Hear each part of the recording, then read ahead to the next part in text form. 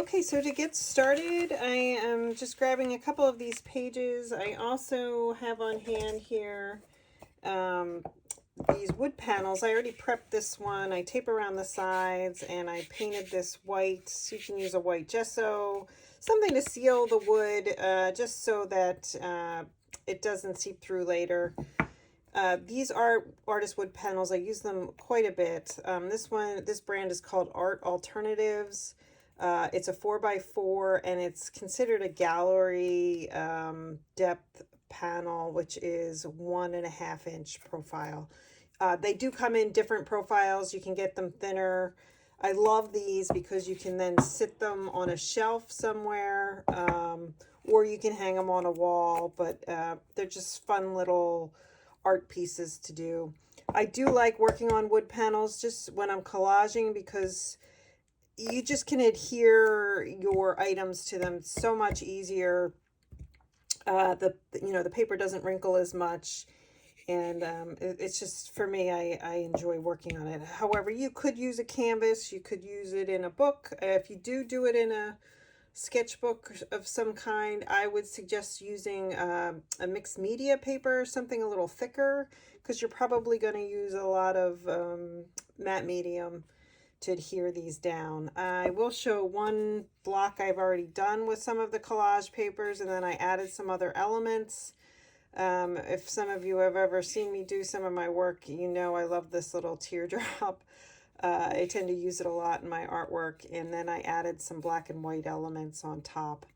But I love this. I just think it's so much fun, and we're going to get started and try to do something similar. So again, I'm just going to start with this paper, or this type of block. I've already painted it. I'm going to put this one aside.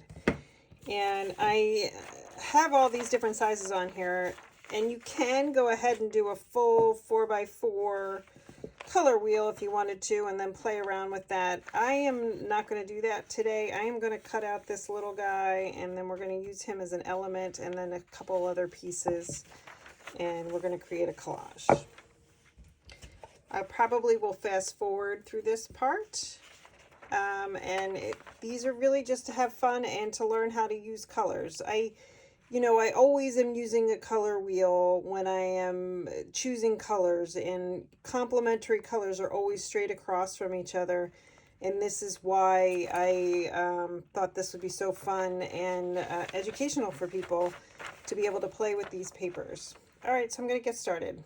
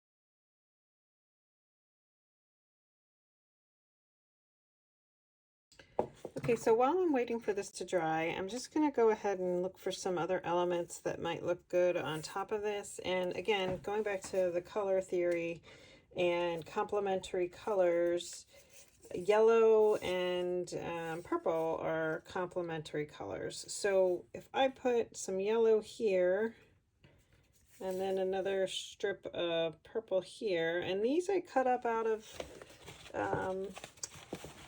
the tidbits pages. I just made strips. I cut, you know, a straight strip, and I have these, you know, strips of color, which have been kind of fun. I had incorporated some of them behind here. I did a yellow, and, or excuse me, a red and an orange back here, and a purple and a green. So I'm going to try that with this piece as well. And I also have this big box of just shapes that I have cut out and not used over the years, and I am going to use some of those elements. But you can also use whatever you have. If you have black and white, or I tend to use shapes, but that's me. I have some little hearts in here that are kind of sweet. You know, anything really. Circles. This might be fun to kind of tear up a little black and white bit. I find that if you incorporate some black and white with a lot of bright colors, it tones down the color a little bit, which is, and it gives it a little bit more interest and a place for your eye to rest. So I do that a lot. So I'm gonna just keep playing, but just so you know, that's what I'm working on.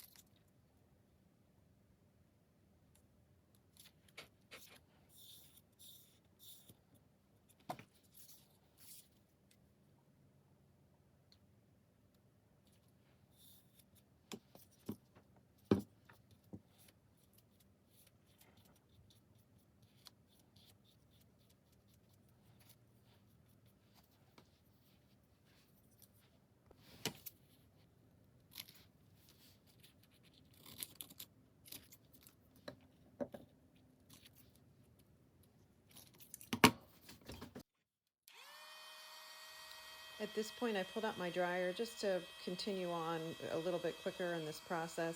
It's not something that you have to have or need to do. I just was trying to get it to dry quicker. You can use a hair dryer. I think that's my little embossing tool. I don't tend to hold it on there very long so that the paper is not bubbling up or anything like that. It's just, I'm just trying to get it dry quicker.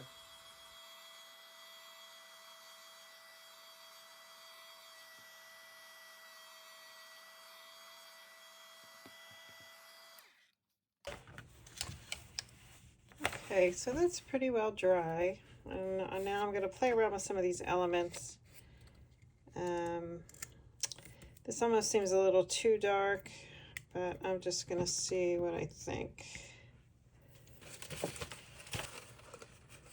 Here's another one that's a little lighter.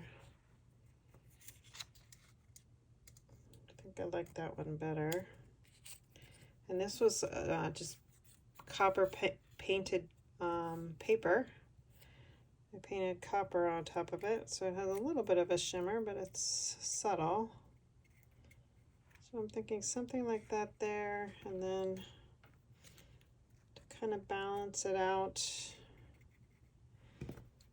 maybe something there, some black and white.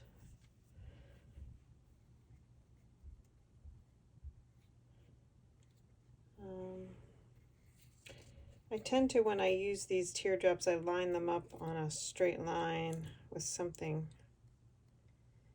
in the collage. So I'm trying to line it up a little bit there. And then maybe I'll move it over a little.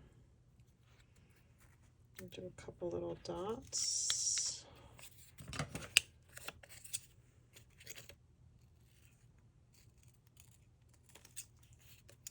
And I just have a bunch of old books I cut up the pages from.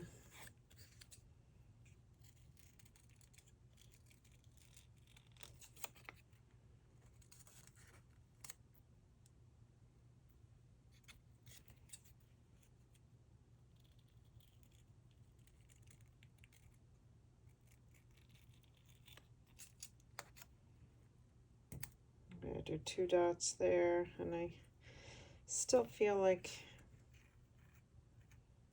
I need something. There, I have this other. I just don't want to hide too much of the color wheel.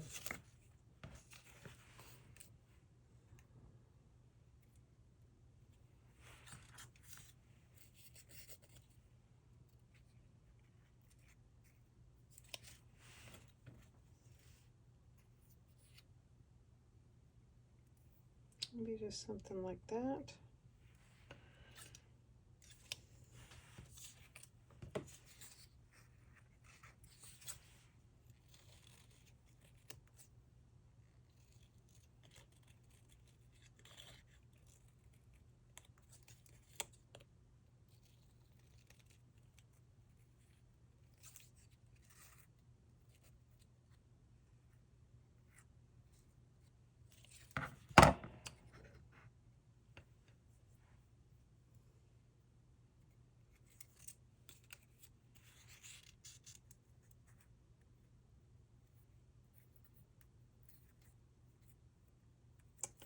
That's making more sense to me. I have more room for my little dots that way. All right, I'm just going to start gluing some of it down. It'll drive me crazy until I do, so. I tend not to be that worried if I make mistakes. I can always start over.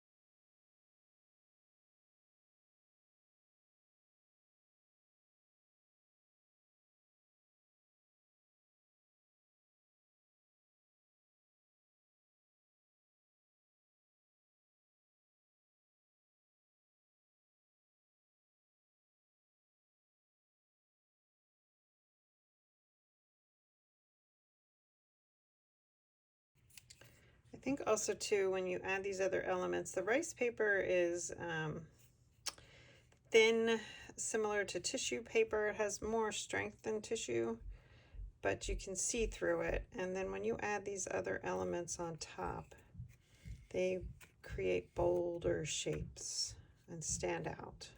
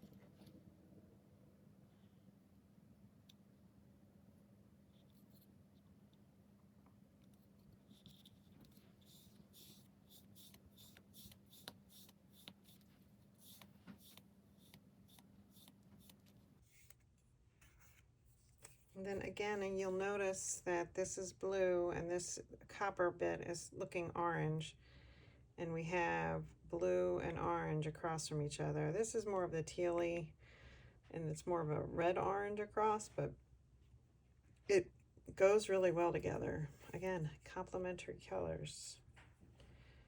All right, I'm gonna pop in these little circles.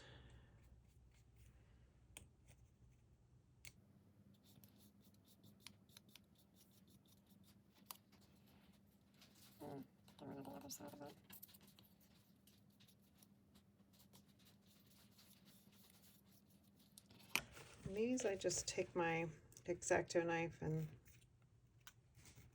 cut them off. I'll do a cleaner cut when everything's dry. If you do it when it's not dry, it doesn't work that well. And maybe I'll just use this element. I do want it longer. Let's see if I cut this in here, if I can get it to.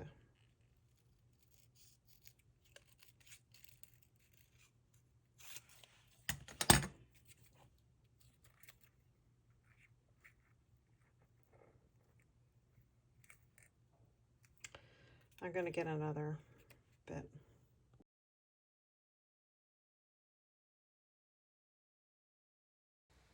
I hemmed and hauled over that one piece and what I wanted to put in that area. So I finally broke down and started creating a different shape to put in that space. And in here I had drawn out another teardrop out of an older teardrop because I like the color, and am now cutting it out to put in that place of that half moon that I took out.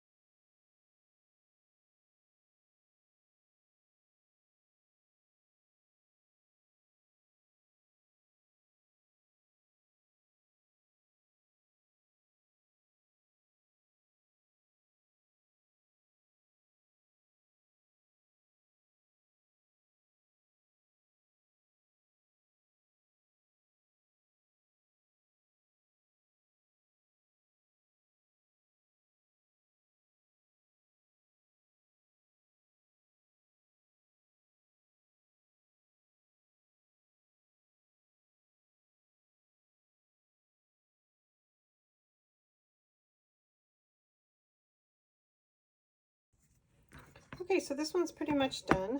I'm just gonna go around these edges.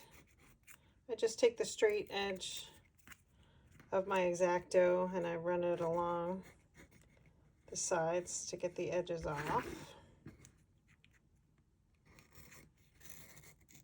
You just lean it against the wood block as you go.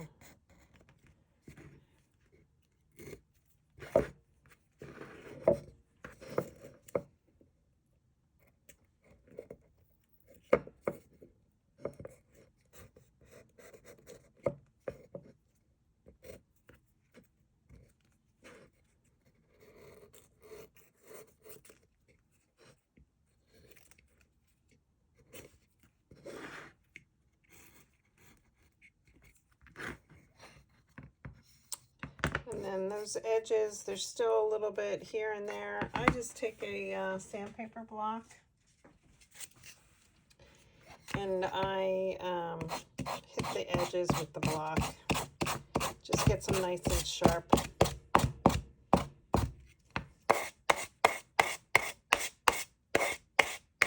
Somebody told me once this is called chuffing.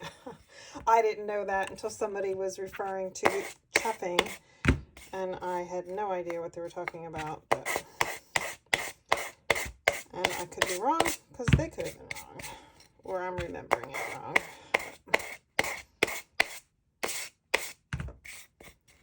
So So I hit those edges. It still seems like there's some there. Okay, and then I'm just going to take this tape off. I always put tape around the edges of these blocks before I start any project, more or less for fingerprints. I mean, I wasn't really worried about getting paint on there, but I did paint that white first, so...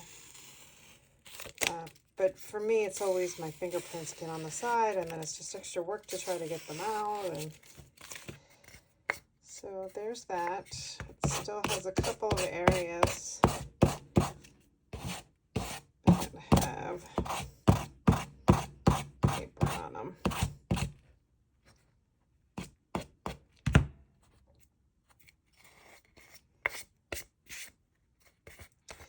But that's pretty good, and I really like this. It's a fun little funky piece, and it'll go well with this one somewhere.